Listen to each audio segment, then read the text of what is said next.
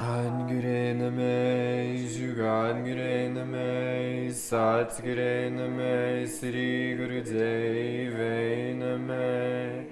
Angure name, Jugangure name, Satgure name, Sri Guru Deve name. Angure name, Jugangure name, Satgure name, Sri Gurudev name.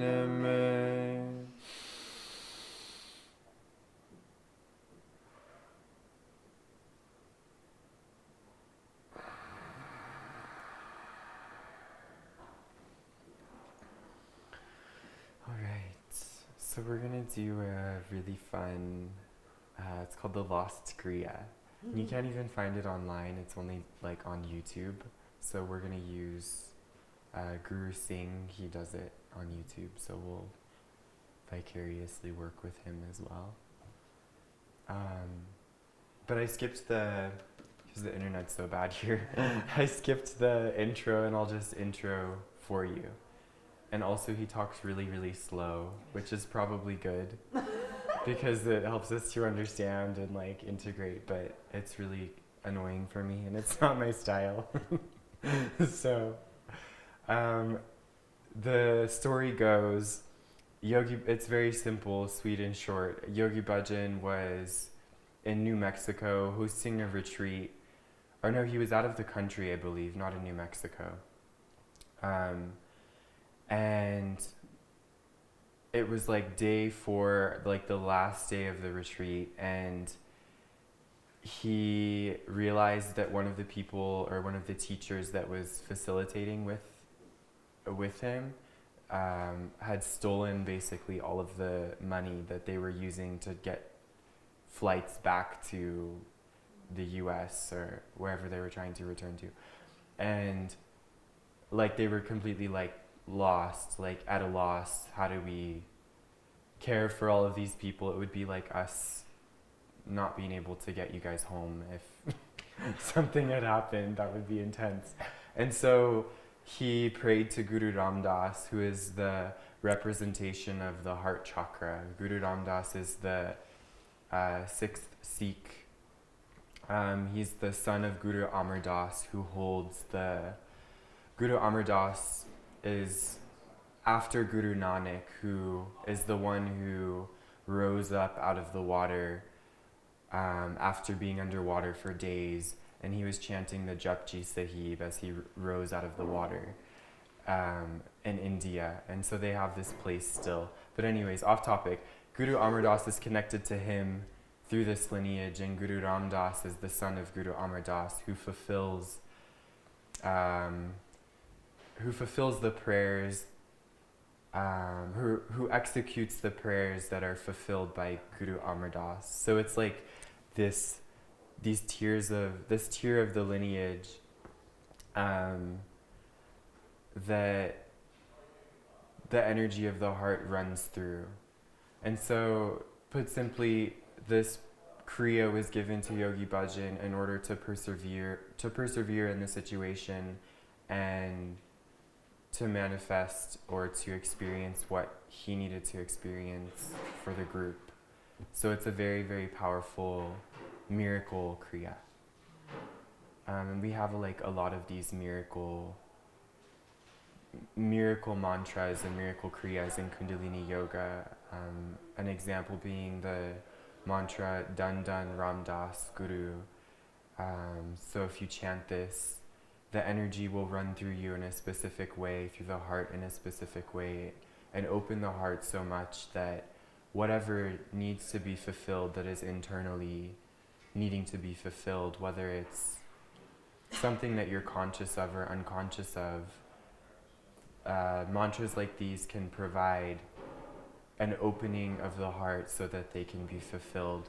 And it may be something that you're not even aware that is calling for you to open up to.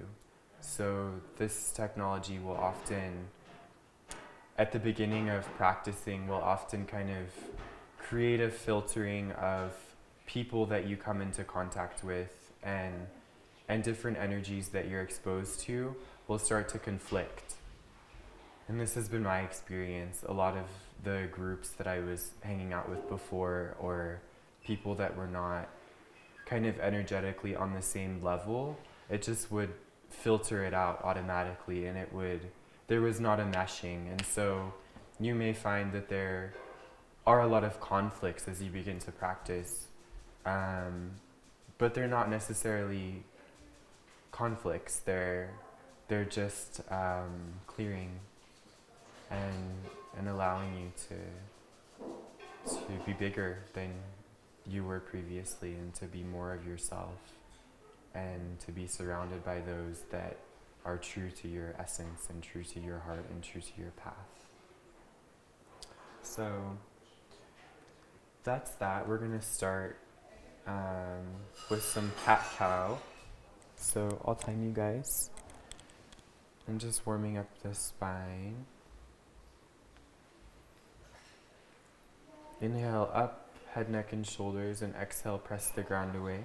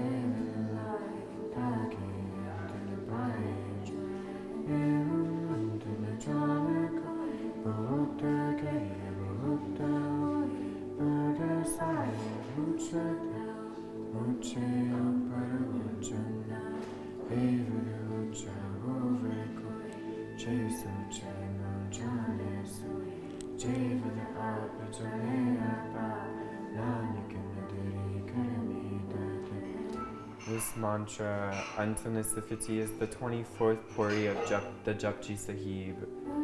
The translation: countless don't praise him, countless don't speak, countless don't act, countless don't give, countless don't see him, countless don't listen, countless don't worship him. What is in their mind?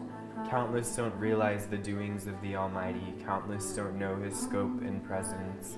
Countless yearn and struggle to know his limits, but his limits cannot be found. No one knows these limits. The more you describe, the more there is to be known. Great is the Master, high in his status, highest of the high and still higher in his name. Only a few can get this high. His lofty and exalted state is only known by them. How great he is, only he knows himself, Nanak. Only by his grace and doing do we receive his gifts. So Yogi Bhajan left short descriptions of what the different puris, there are 38 puris of the Japji, what they do for you. And the 24th puri, he said, clears out misfortunes with the power of a thunderbolt. So in chanting these mantras, you're infusing the auric field with these high vibrations that will not allow things to enter into your space that are not of that nature. So you avoid a lot of conflicts and a lot of personal trauma and drama by just by recognizing that we have these projections of the subconscious mind, and we have these lower projections that will play out if we don't do something to to not prevent them, but if we don't do something to balance that. And so the mantras are really great. You can leave them playing while you're sleeping if you don't want to chant them, or if you don't have, whatever. It still gets into the subconscious and reprograms just by listening. So inhale, head, neck, shoulders up. And exhale, press the ground away. And inhale, neutral. Exhale, press back into child's pose.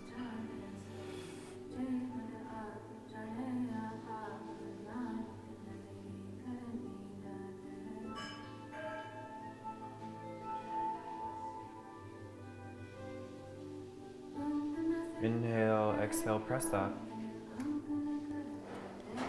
Seated position. I didn't make you guys do stretch pose at all. I'm thinking I should make them do stretch pose. Stretch pose. So we're coming into, it's just a preparatory, this is a warm-up kriya. It's really simple and not so easy, but it's fast. So coming into stretch pose, the arms are, can you demo please? Stretch pose. Stretch pose is on the ground, so you know what stretch pose is. I'm like, hello, hello. No, stretch pose, so 6 inches off the ground and then the arms are, so like down here, and then the arms are down here next to the body, and the neck is up and you're looking at the toes. Oh, this one. Oh, my favorite. If you need to, you can place the arms underneath the hips to hold the posture. If not, begin breath of fire here.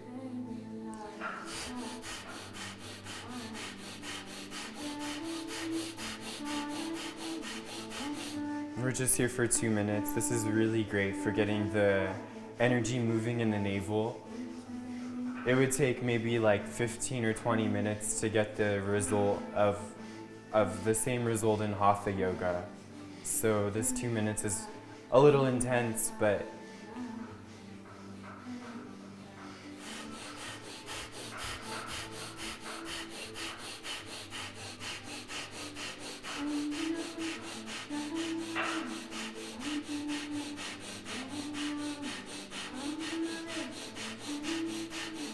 and keep the mantra going, Satnam, Satnam, Satnam, Satnam, Satnam. It will help to hold the mind in a place that is not focused on letting the posture down.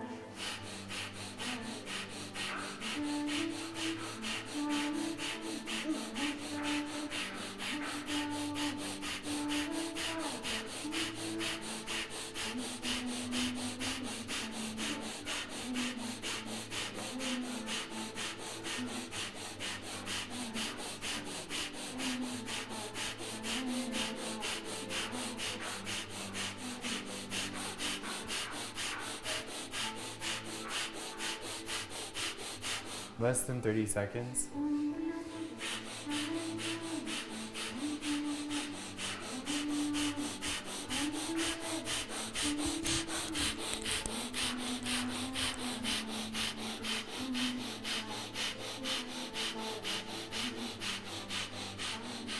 And bringing the knees into the chest, keep the breath of fire going.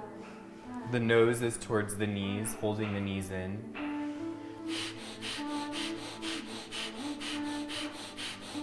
And you can even grab the knees if it's easier. The hands don't have to be by the body anymore.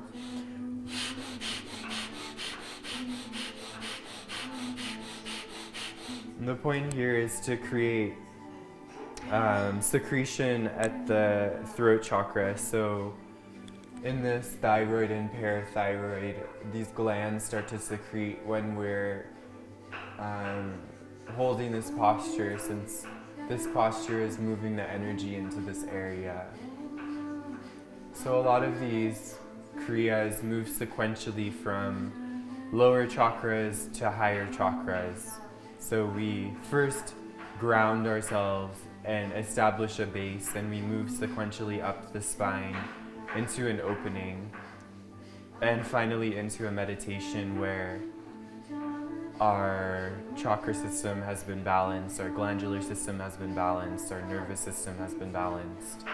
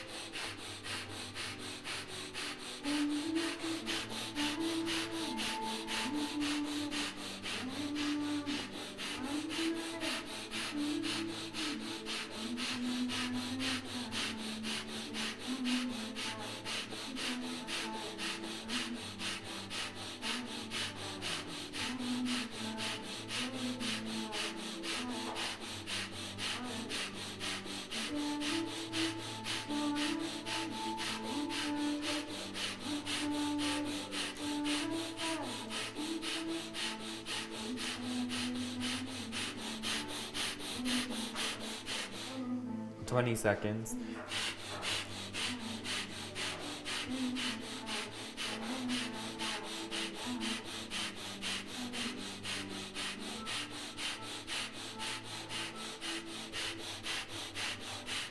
Inhale deep. Stretch the nose even further towards the knees, holding. And exhale, relax.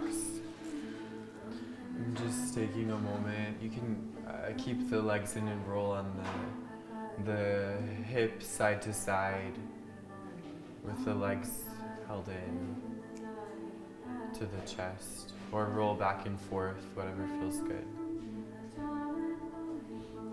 Just bringing some attention to this area.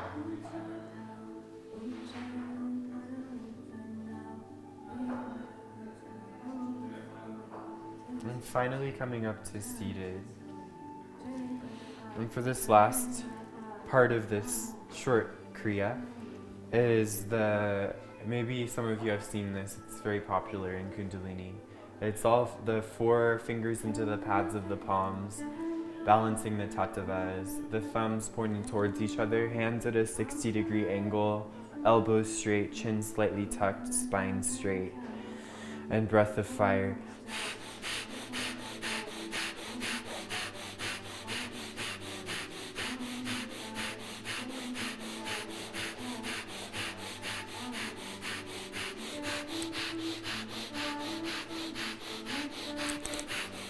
And keep going, imagining this white light going from thumb tip to thumb tip. We're bringing the energy into the arc line now, into this halo that you often see in many religious photos, and many saints and gurus have this halo. This is our arc line.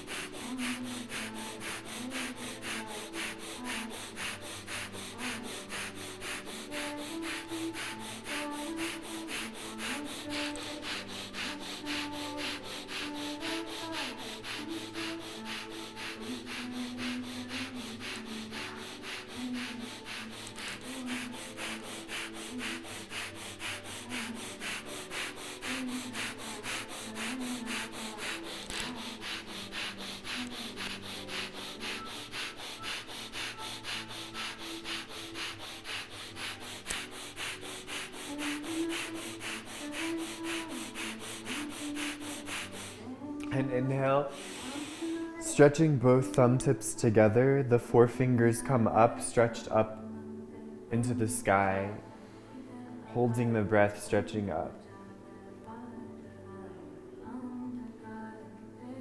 Squeezing Mula Bandha, stretching up.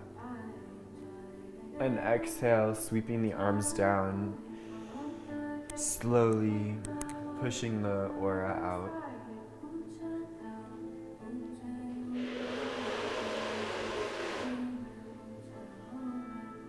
Good. Really good.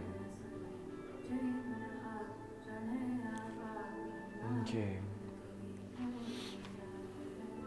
I like to do that one in bed sometimes when I first get up. It's really good to get the energy moving. And it's really short, which I like, because I know that a lot of people don't have time for the hour classes every day. But if you do something like that, like we have these kind of staple little kriyas, short kriyas that you can use every day, it's a lot easier to try to cultivate a daily practice with something shorter in the beginning, and then over time you can increase the amount of time that you're doing. So I thought this was really interesting, the way that this was said.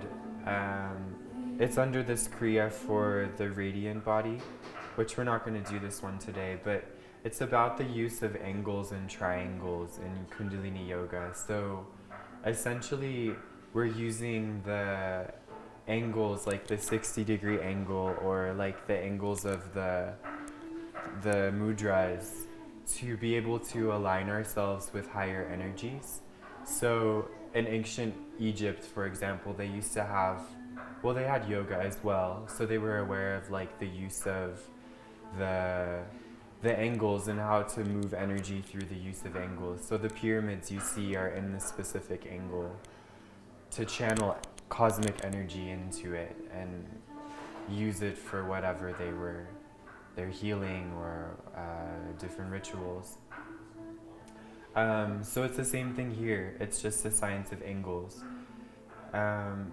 It says here, the Earth's core is as hot as the surface of the sun, and around it there is a huge inner sphere of iron, which forms the magnetic field. As the Earth rotates, it generates an electromagnetic field, which ultimately runs all life on Earth. So we have this like cosmic electromagnetic field around the Earth. The Schumann frequency, it's like this force field, basically, like in Star Wars or something. So in Kundalini Yoga, the angles and triangles of the limbs are very specific, as our arms and legs act as antennae. Also, the hairs on our body are antennae for energy. Moving the limbs through our electromagnetic field powerfully affects all 10 bodies, especially the aura and arc line. So what does this mean on like an experiential level? Each of the 10 human bodies is significantly interactive with the others. They all must go through the circuit of the mind to coordinate, and all are dependent on one thing, prana. Prana is the life force, which charges the molecules and cells of the body. So this breath work is increasing the prana, but also at a specific angle, right? So within each molecule, a tremendous amount of activity occurs between electrons and protons, and this constitutes our magnetic field or magnetic psyche. We each have a magnetic psyche, and we live under a magnetic field. Kundalini Yoga enables us to control our magnetic psyche so that we can have strength of mind and body and a clear identity of self. We can change our reality by practicing yoga to create a direct relationship between the infinite and the infinity. There are 3 celestial bodies that influence the human body, the earth, the sun, and the moon. So also we have the importance of the moon cycles is very well adopted in Kundalini Yoga, because we recognize that when the sun and when the moon are at specific phases, it influences our energy in a specific way. So we have an understanding, a simple understanding, that if you practice more yoga on certain days, we can work to align ourselves with the rhythms of nature and use that power for whatever we need. So yeah, that's also one of the reasons why the activities from 3 to 6 a.m., the sun is at a different angle, so the ambrosial hour. It says, to solidify this, Kundalini Yoga moves energy through the body by capturing the pranic electromagnetic force via breath techniques in which the lungs and pranic body interact. This strengthens the electromagnetic field around us, our aura and arc line, which creates a vibrant physical body. Auric changes affect the mind and arc line, while arc line changes affect the soul and subtle body. These changes also improve the way we think, communicate, and perceive life by impacting the focus of our thoughts, or what yogis and mystics called our awareness. So, yeah, very cool stuff. It's really quite interesting to recognize or to be aware of the changes, the subtle changes in the body, and how immediately it shifts the perception and shifts the external experience. So just holding these knowledge pieces while you're practicing and using them to, I think it's really one of the main reasons why I enjoy reading about all of these technicalities of Kundalini yoga, is because it highlights the importance of it, and it gives you something to reflect back to when you get up one day and you don't have the energy or you don't feel like practicing. It's like, no, this is changing so much for me and shifting so much for me and for others. Like, I'm gonna do this. Okay, I got this.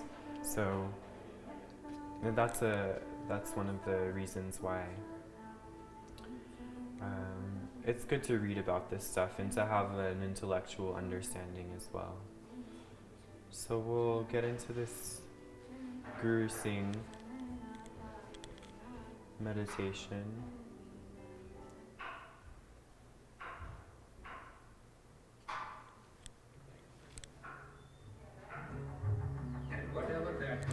So the mudra is like this. We're standing. The knees are slightly bent. And we're going to be bringing one leg over and dancing and chanting on one leg. Guru, Guru, Vahe, Guru, Guru, Guru, Ram, Das, Guru, Guru, Guru, Vahe, Guru, Guru, Ram, Das, Guru, Guru, Guru, Vahe, Guru, Guru, Ram, Das, Guru, Guru, Guru, Vahe, Guru, Guru, Ram, Das, Guru, Guru, Guru, Vahe, Guru, Guru, Ram, Das, Guru, Guru. Switch legs. Vahe, Guru, Guru, Ram, Das, Guru, Guru, Guru, Vahe, Guru, Guru, Ram, Das, Guru, Guru, Guru, Vahe, Guru, Guru, Ram, Das, Guru, Guru, Guru, Vahe, Guru, Guru, Ram, Das, Guru, Guru, Guru, Vahe, Guru, Guru, Ram, Das. Switch legs. Guru, Guru, Vahe, Guru, Guru, Ram, Das, Guru, Guru,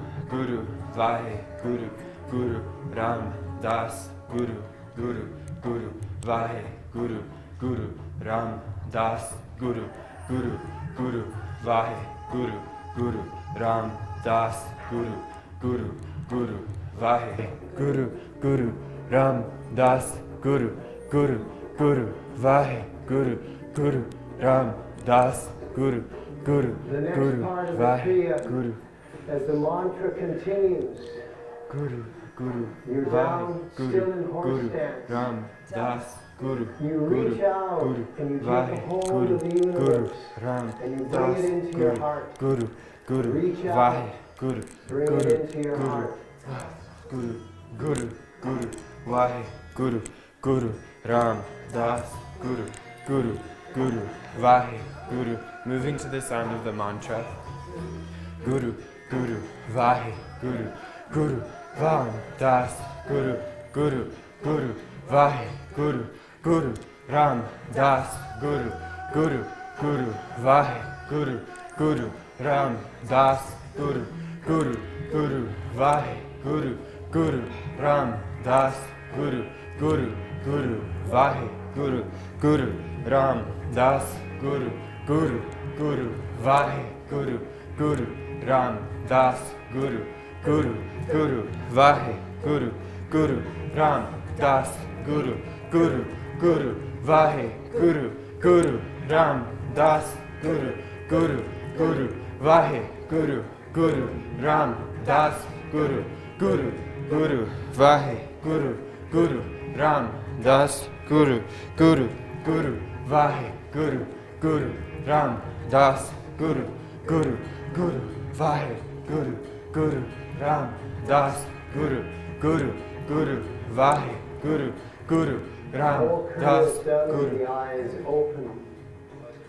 At the end of the Kriya, Das, Guru, you allow the energy to circulate through you. Das, Guru, At the very end, when he tells you that I've given this to you, your eyes are closed.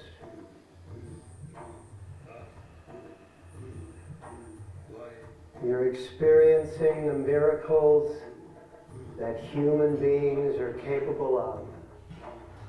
And no time in history has been more in need of these miracles than the time of right now.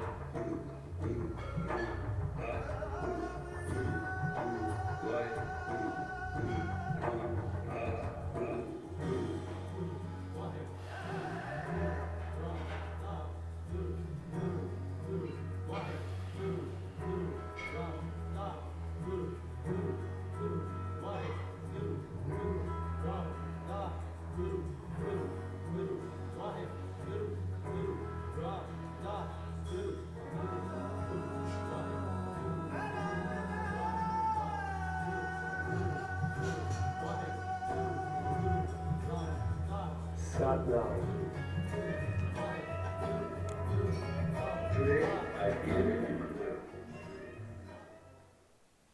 Okay, Satnam.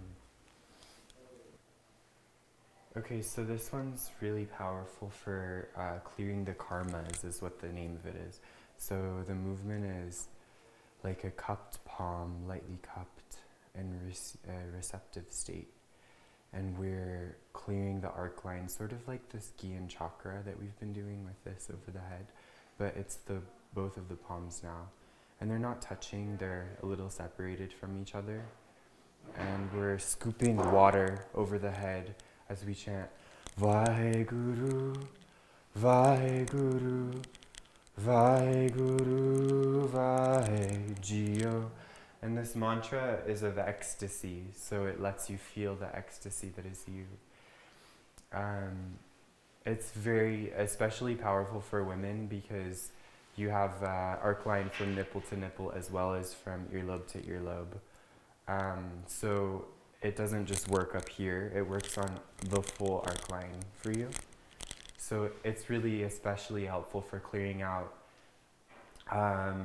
any sexual trauma or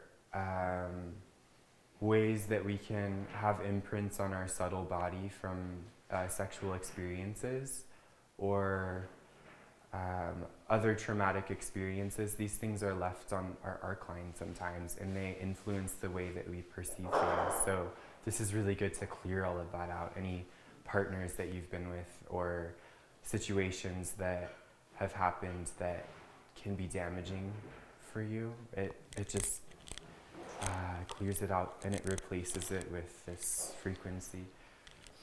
So we'll get started. What is that mantra mean? Vaheguru, Vahegio. So it's basically saying, like the translation is the primal power, Vaheguru, and the expression or the worship of that, Vahegio. So it's like the ecstasy is God or this higher vibration of sound, the Vaheguru. And the Vaheguru is everything. And we have that. That mantra is very common in a lot of the Kriyas. And as we practice more and more, it's like we understand more and more on a subtle level that that sound can be heard throughout eternity and throughout the experience. It's sort of like the Om, I guess, like that cosmic